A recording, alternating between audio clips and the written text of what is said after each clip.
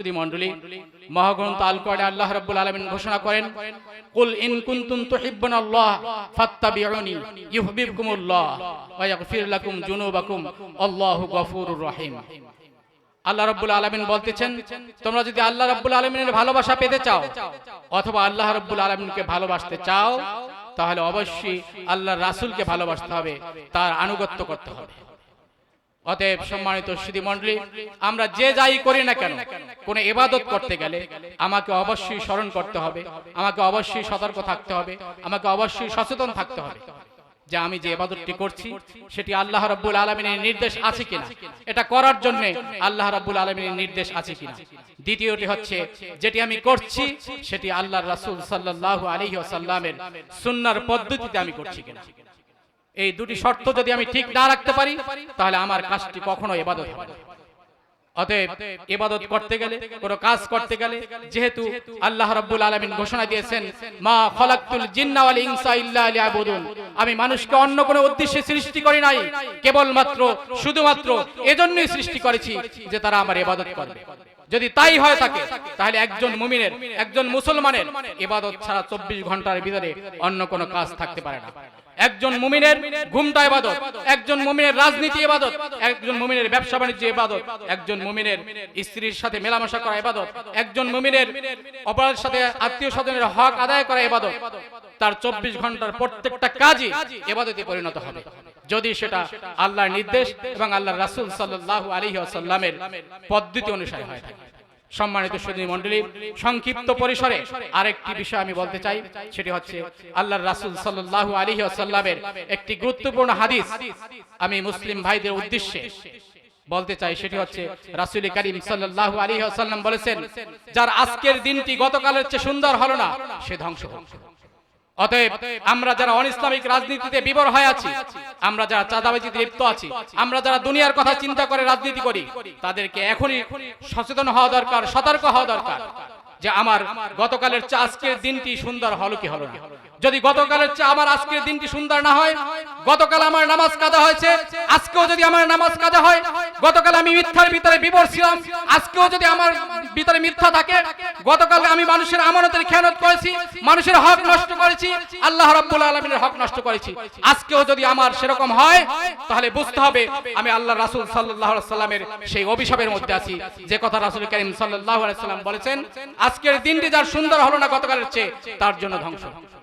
সম্মানিত সুধী মণ্ডলী, আজকের দিনটি অবশ্যই আমাদেরকে সুন্দর করতে হবে, অবশ্যই আমাদেরকে এশার নামাজের পরে আত্মসমালোচনা করতে হবে, ঘুমাতে যাওয়ার আগে আত্মসমালোচনা করতে হবে। আমার আচরণের মাধ্যমে কোনো ভাই ব্যথা পেয়েছি কিনা, কষ্ট পেয়েছি কিনা, আমি সকলের আমানত রক্ষা করতে পেরেছি কিনা, আমি মানুষের ওয়াদা রক্ষা করতে পেরেছি কিনা, আমি চাঁদাবাজি করে কাউকে কষ্ট দিলাম কিনা, আমি মানুষের হক নষ্ট করলাম কিনা, সেটা অবশ্যই আমি যদি নাম্বার 1 মুমিন হয়ে থাকি, হতে চাই, তাহলে অবশ্যই এই ব্যাপারে আমাকে সতর্ক এবং সচেতন হতে হবে। সম্মানিত মুসলিয়ান ইকরাম, সম্মানিত উপস্থিতি, আজকের সারা বিশ্বের সবচেয়ে বড় ধনী হচ্ছে, একজন হচ্ছে ইলন মাস্ক, আর একজন হচ্ছে ইলন মাস্ক এবং এলন পারফেক্ট, দুইজন হলে সবচেয়ে বিশ্বের বড় ধনী। তাদের জীবনের একটা ঘটনা এরকম যে এই বিশ্বের দুই ধনী ব্যক্তি, সারা বিশ্বের সেরা দুই ধনী ব্যক্তি, এই দুই ধনী ব্যক্তিকে, বিশ্বের এই সেরা দুই ধনবান ব্যক্তিকে ইলন মাস্কের মা দুইজনকে দাওয়াত দিয়েছেন। দুইজনকে দাওয়াত দিয়ে তাদেরকে বললেন, তাদেরকে দুইজনকে 2টা টোকেন দিয়ে বললেন, তোমরা 2টা কাগজ নিয়ে দুইজনে 2 রুমে চলে যাও, 2 রুমে গিয়ে তোমরা লিখে নিয়ে আসো সারা বিশ্বের ভিতরে যে তোমরা শ্রেষ্ঠ ধনী হয়েছো, এর পিছনে তোমার কারণ কি। দেখা গেল কিছুক্ষণ পরে কারোর সাথে কারো দেখা নাই, দুইজনই তাদের টোকেনের ভিতরে লিখে নিয়ে আসছে। যে জিনিসটা লিখে নিয়ে আসছে সেটি হচ্ছে ফোকাস। ইংলিশ একটা শব্দ নিয়ে আসছেন যে ফোকাস। ফোকাস শব্দ হচ্ছে যে দৃষ্টি দেওয়া। আমার দৃষ্টিটা থাকবে সেখানে যেটা, যে লক্ষ্যে আমি পুষতে চাই। একজন মুমিন ব্যক্তির দৃষ্টি থাকবে, সে ঘুম থেকে উঠবে, সে ঘুম থেকে উঠে তার ধান্দা থাকবে, তার চিন্তা থাকবে, আজকে কিভাবে আমি ইবাদত করতে পারি, আজকে কিভাবে আমি মানুষের কল্যাণ করতে পারি, আজকে কিভাবে আমি মানুষের হক আদায় করতে পারি, আত্মীয় স্বজনের হক আদায় করতে পারি। তার ঘুমের থেকে উঠলে চিন্তা থাকবে যে আজকে আমি সবচেয়ে ভালো কাজ কত বেশি করতে পারি। আর একজন অসৎ ব্যক্তির চিন্তা থাকবে কিভাবে মানুষের হক নষ্ট করব, কিভাবে চাঁদাবাজি করব, কিভাবে দুর্নীতি করব, কিভাবে আমি ঘুষ খাবো, সেরকম চিন্তা থাকবে। এজন্য আমাদের দৃষ্টিকে ঘুরিয়ে আনতে হবে এভাবে যে ঘুম থেকে উঠলেও আমার মনে আসবে যে আমি কিভাবে আল্লাহ রাব্বুল আলামিনকে সন্তুষ্ট করতে পারি। আমি যখন ঘুমাতে যাব তখন আমার চিন্তা থাকবে আমি কিভাবে আল্লাহ রাব্বুল আলামিনের সন্তুষ্টি অর্জন করতে পারি। এজন্য আল্লাহ রাব্বুল আলামিনের সন্তুষ্টি অর্জন করতে হলে আমাদেরকে তিনটি ইংলিশ শব্দ মনে রাখতে হবে। একটি হচ্ছে বি, একটি হচ্ছে এস, একটি হচ্ছে পি।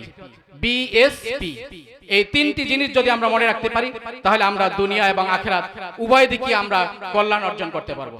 আল্লাহ রাসূল সাল্লাল্লাহু আলাইহি ওয়াসাল্লামের এই হাদিস অনুযায়ী শুধু পরকালের কল্যাণ না, দুনিয়ার কল্যাণও এর ভিতরে নিহিত রয়েছে। একজন মানুষ সে 100 টাকা দিনে ইনকাম করে বা 300 টাকা ইনকাম করে, সে যদি চিন্তা করে আমি গতকালকে 100 টাকা ইনকাম করছি, আজকে আমাকে 300 টাকা করতে হবে, ঠিক পরকালের চিন্তাটাও এরকম। আজকে আমার এক ওয়াক্ত নামাজ কাজা গিয়েছে, আগামীকালকে যেন আমার না যায়। গতকালকে আমি মিথ্যা বলেছি, আজকে যেন আমি না বলি। এদিকে যদি আমরা সতর্ক হতে পারি। আর বিএসপি, এই তিনটি ইংলিশ শব্দ যদি আমরা মনে রাখতে পারি, বিতে হচ্ছে ব্যালেন্স, পিতে হচ্ছে, এসে হচ্ছে সাইলেন্স, পিতে হচ্ছে পাওয়ার। বিতে ব্যালেন্স, ব্যালেন্স করে চলতে হবে। কি ব্যালেন্স? আজকে ছাত্রদের উদ্দেশ্যে যেটা আমি বলে থাকি সেটা হচ্ছে যে একজন ছাত্র আজকে সে কোনো পড়াশোনাই করে নাই, তাহলে তার সেটা ব্যালেন্স হবে না।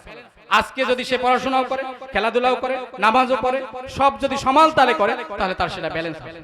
আর যদি আজকে মোটেই পড়াশোনা করলো না, আজকে সে পুরো সময়টাই খেলাধুলায় দুষ্টামিতে কাটিয়ে দিল, তাহলে তার সেটা ব্যালেন্স হবে না। একজন ঠিক কর্মজীবীর অবস্থাও এরকম। সে আজকে সারাদিন ব্যবসা করছে, ইনকাম করছে, চাকরিতে সে 12 ঘন্টার জায়গায় 24 ঘন্টা কাটাইছে, কিন্তু সে নামাজ পড়ে না, আত্মীয় স্বজনের হক আদায় করেনি, স্ত্রীর হক আদায় করেনি, পরিবারের হক আদায় করেনি, মানুষের সাথে মিথ্যা বলছে, দুর্নীতি করছে, তাহলে সেটা তার ব্যালেন্স হবে না। সাইলেন্স হচ্ছে কি? যে চুপ থাকো। আল্লাহ রাসূল সাল্লাল্লাহু আলাইহি ওয়াসাল্লামের কথা হচ্ছে যদি ভালো কথা বলতে পারো বলো, না হলে চুপ থাকো। চুপ থাকলেই নাজাত।